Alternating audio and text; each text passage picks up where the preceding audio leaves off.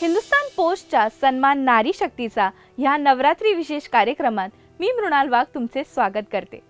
नवरात्री निमित्ताने आपण समाजात काम करणाऱ्या नारी शक्तींच्या कार्याचे परिचय करून घेणार आहोत आणि त्याचसाठी आपण नृत्यांगना दिशा देसाई यांच्यासोबत संवाद साधणार आहोत.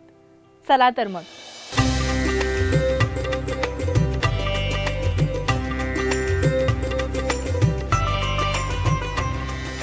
सर्वप्रथम माझ्या घरीच कला असल्यामुळे आई-बाबांकडून मला तो कलेचा वारसा मिळाला आहे आणि मी खूप स्वतःला भाग्यवान समजते की ते मला त्यांचा तसा वारसा मिळाला आहे.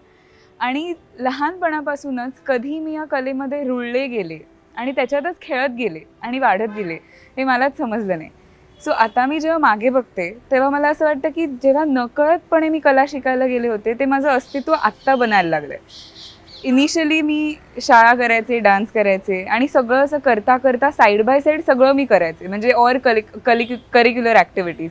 पण नंतर ऑफिस पण करून बघितलं आणि तेव्हा मला समजलं की dance should always be my first priority, कारण तो माझा श्वास आहे. जसं आय ब्रीद डान्स किंवा आय ब्रीद कथक, तो मला कोणी असं ते वेगळं करू शकत नाही.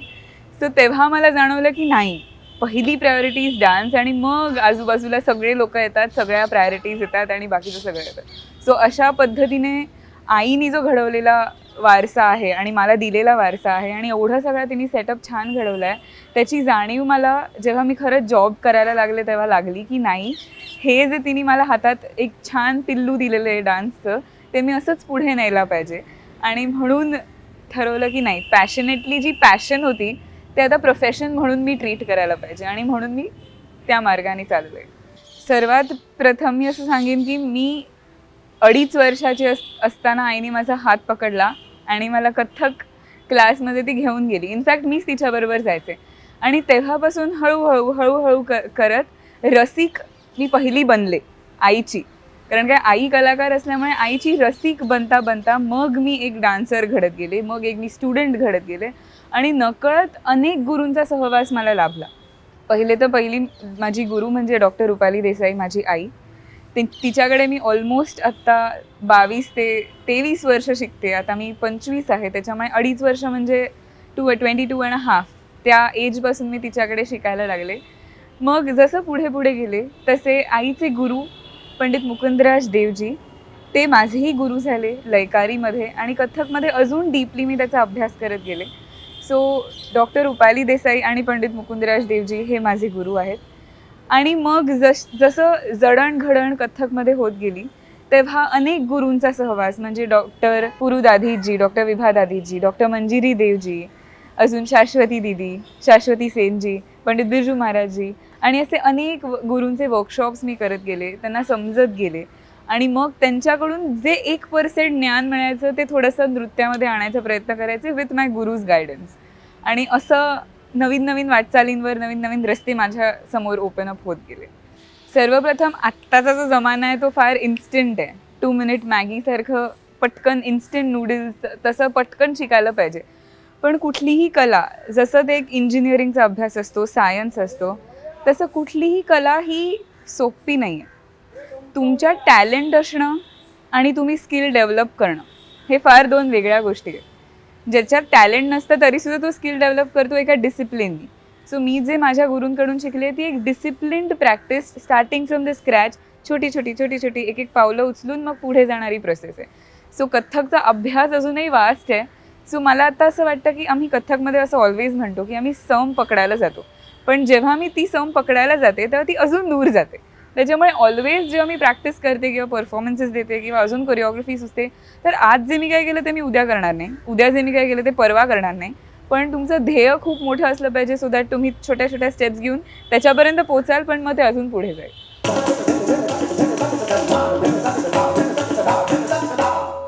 I am first of all very grateful to my gurus की ज्यांच्यामुळे मला ह्या सगळ्या संध्या मिळत गेल्या किंवा त्यांच्या गायडन्सखाली मी खूप चुकले, खूप चुका केल्या, खूप ओरडा खाल्ला आणि आत्ता जी बनले त्याच्यामुळे मोठे परफॉर्मन्सेस आता हळूहळू मिळायला लागलेत आणि ही प्रोसेस लाईफ टाईम चालूच राहील. लहानपणापासून मी पहिला स्टेज परफॉर्मन्स आणि आत्ताचा स्टेज परफॉर्मन्समध्ये खूप मोठा फरक आहे.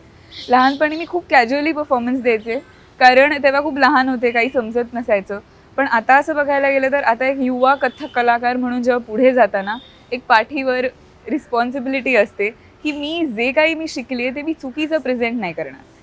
सो हे जेव्हा मोठ्या परफॉर्मन्सेसमध्ये किंवा मोठ्या नावाच्या कॉन्सर्ट्समध्ये परफॉर्म करायची वेळ येते, तेव्हा ते कॉन्सर्टच्या माहोलचं थोडंसं दडपण तर असतंच, पण आपल्या गुरूंच्या आणि स्वतःच्या रियाजावर एक विश्वास असतो आणि तो विश्वास सतत ठेवून पुढे जावं लागतं.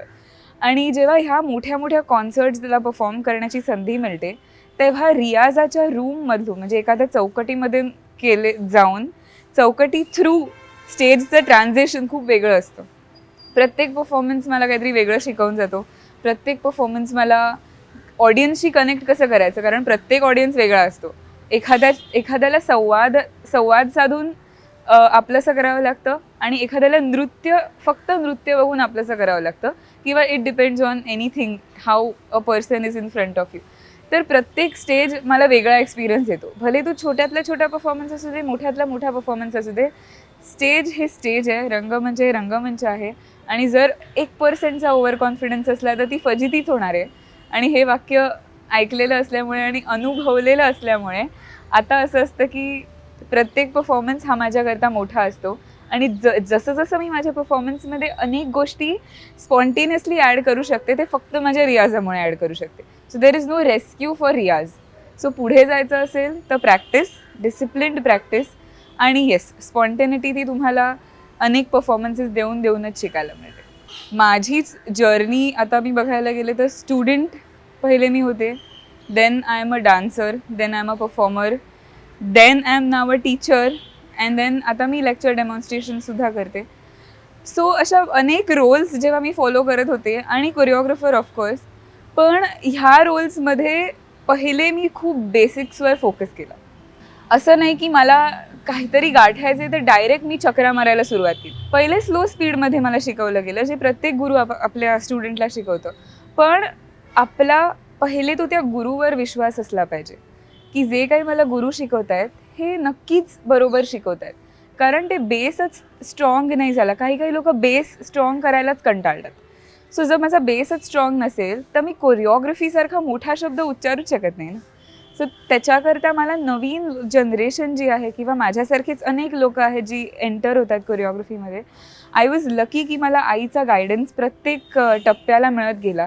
कारण लहानपणापासून कुठलाही डान्स बसवायचा झाला तर मी बेसला जे शिकले, माझे हस्तक शिकले, किंवा इथे बेंड करा, तिकडे बेंड करा, लुक तिकडे असला पाहिजे, नजर इकडे असली पाहिजे, हे जे मी छोट्या छोट्या गोष्टी शिकलेत, किंवा मला रौद्र दाखवायचं असेल तर मी कसं दाखवणार, करून दाखवायचं असेल तर कसं दाखवणार, हे जे बेसिक्स थिअरीमध्ये शिकले तेच मी परफॉर्मन्समध्ये अप्लाय करते. आणि तेच इनिशियली मी कोरिओग्राफीमध्ये पण अप्लाय करायला लागले. पण कधी जेव्हा मी माझ्या गुरुला असिस्ट केलं तेव्हा, त्यांचे विचार ऐकून घेतले, मग माझे विचार मांडले तेव्हा. सो मला असं वाटतं की गुरुचा खूप मोठा वाटा असतो आपल्या आयुष्यामध्ये आणि आपलं सगळ्याच आस्पेक्ट्समध्ये. सो बेस आणि तुमचे बेसिक्स क्लिअर केल्याशिवाय तुम्ही ना चांगले स्टुडंट बनू शकाल, ना चांगले डान्सर बनू शकाल, ना कोरिओग्राफरसुद्धा बनू शकाल. कारण जेव्हा तुम्ही उत्तम परफॉर्मर आहात ना, तेव्हा तुम्हाला एक विजन डेव्हलप होत जाते की समोरच्याला काय जमेल, आणि जेव्हा समोरच्याला काय जमेल हे कळतं, तेव्हा तुम्ही त्याला अप्रॉप्रिएट स्टेप्स आणि अप्रॉप्रिएट कोरिओग्राफी शिकवू शकाल, कारण तुम्हाला त्यांचा कल कळायला पाहिजे. सो त्याच्याकरता तुम्हाला आधी चांगलं परफॉर्मर बनलं पाहिजे. सो आय थिंक बेसिक्सकडे खूप लक्ष दिलं पाहिजे माझ्या दृष्टीने, जे आपण हल्लीच्या काळात थोडेसे मागे पडतोय. सो बेस पक्का केला, फाउंडेशन पक्का असेल आपलं, तर सगळंच खूप उंच इमारत बांधता येईल.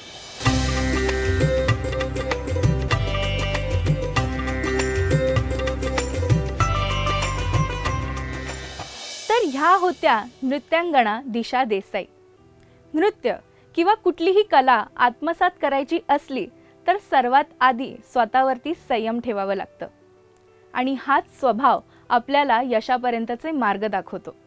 गेले 9 दिवस आपण विविध क्षेत्रात काम करणाऱ्या नारी शक्तींच्या कार्याचे परिचय घेतले, त्यांचे कार्य जाणून घेतले, त्यांच्या अनुभवातून आपणही शिकलो, समृद्ध झालो. सन्मान नारी शक्तीचा या नवरात्री विशेष कार्यक्रमात आपण इथेच थांबूयात आणि पुन्हा भेटूयात नवनवीन संकल्पनेसह. तोपर्यंत पाहत राहा हिंदुस्तान पोस्ट आणि आपला अभिप्राय आम्हाला कमेंट सेक्शनमध्ये नक्की कळवा. ह्या व्हिडिओला लाईक आणि शेअर करा आणि आमच्या यूट्यूब चॅनलला सबस्क्राईब नक्कीच करा. बोला आई जगदंबेचा उदो उदो.